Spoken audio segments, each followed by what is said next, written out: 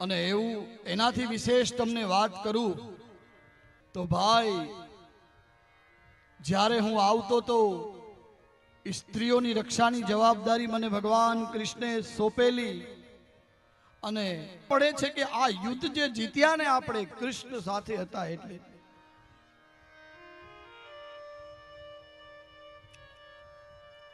મોટાભાઈ ભગવાન સ્વધામ ચાલ્યા ગયા છે અને પાંડવોએ હવે નિર્ણય કર્યો છે કે પરીક્ષિતને રાજગાદી સોંપી અને હિમાલય હાડ ગાળવા નીકળી ગયા છે.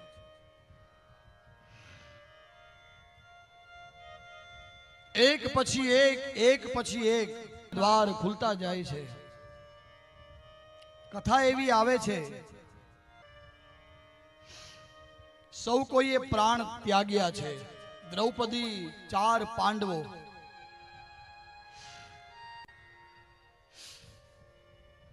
દ્રૌપદીની સાથે બધાએ પ્રાણ ત્યાગ્યા છે, પણ યુધિષ્ઠિર મહારાજ હજી છે.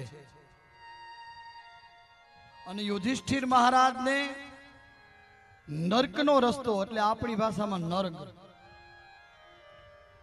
બરાબર ને, એ રસ્તેથી લઈ જવામાં આવ્યા છે. અને એનો એક અંગૂઠો ઓગળી ગયો છે, કેમ કે એક વખત ખોટું બોલ્યા હતા ને, નરોવા કુંજરોવા. અને આ તરફ હસ્તિનાપુરમાં ધીમે ધીમે ધીમે પરીક્ષિત મહારાજ મોટા થવા લાગ્યા. જોત જોતામાં દિગ્વિજય મેળવી લીધા અને ચક્રવર્તી રાજા બન્યા છે. એક દિવસ રાજા બહાર નીકળ્યા, એક દ્રશ્ય જોયું.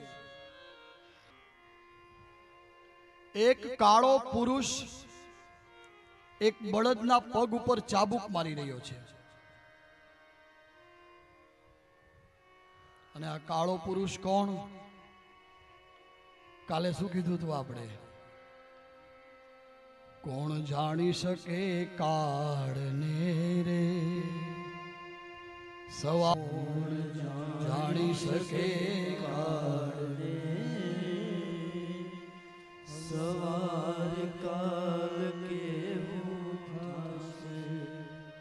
આ કાયામાંથી હંસલો રે, ઓ ચિંતાનો ઉડી જશે.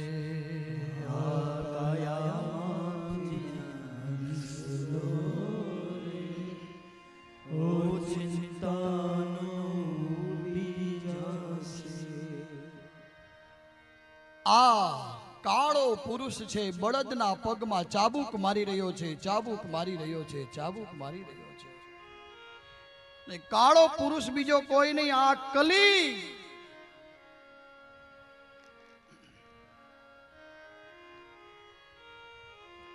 ગાય છે એ ધરતી છે, અને બળદ જે છે ને એ ધર્મ છે. તમે જોશો તો અત્યારે દેખાતું હશે, ધર્મ ધીરે ધીરે ધીરે તૂટવા લાગ્યો છે. હવે ધીરે ધીરે તૂટતો જાય છે, તૂટતો જાય છે ને. પેલા જેવો ક્યાં ધર્મ છે હવે? તપ, પવિત્રતા, દયા, 3 ચરણ એના તોડી નાખ્યા છે, એવી વ્યાખ્યા આપે છે.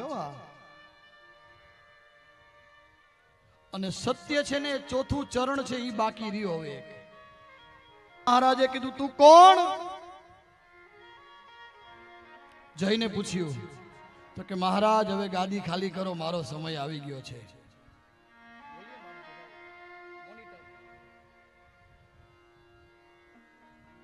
હવે મારો સમય આવી ગયો છે, ગાદી ખાલી કરો.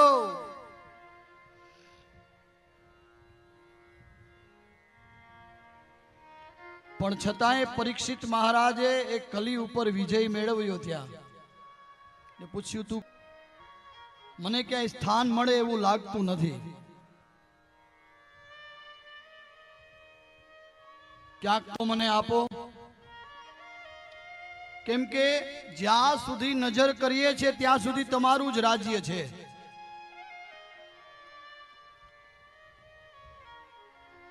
અને પરીક્ષિત મહારાજે સ્થાન આપ્યા છે. સૌથી પહેલા જુગારમાં, અને શબ્દ વાપર્યો છે લંપટ સ્ત્રી, ત્યાં પણ તારો વાસ. મહારાજ એટલા સ્થાનમાં તો ઓછું પડે છે મને, હજી કંઈક આપો ને, હજી ઓછું પડે છે. તો કે એક કામ કર, જા સુવર્ણમાં પણ તારો વાસ, તારો અધિકાર. પણ કયું સુવર્ણ? તો કે અધિકારથી ન મેળવેલું હોય ને એમાં.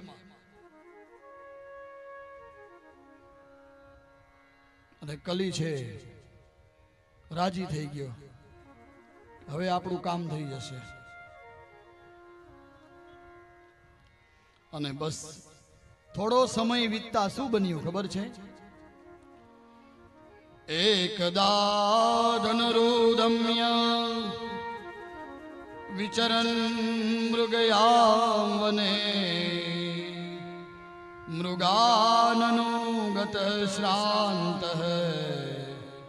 ક્ષુધિત તૃષિતો વૃષમ. એકદા ધનુરમ્ય, ધનુષ્ય લઈ અને શિકાર કરવા માટે નીકળ્યા છે પરીક્ષિત મહારાજ.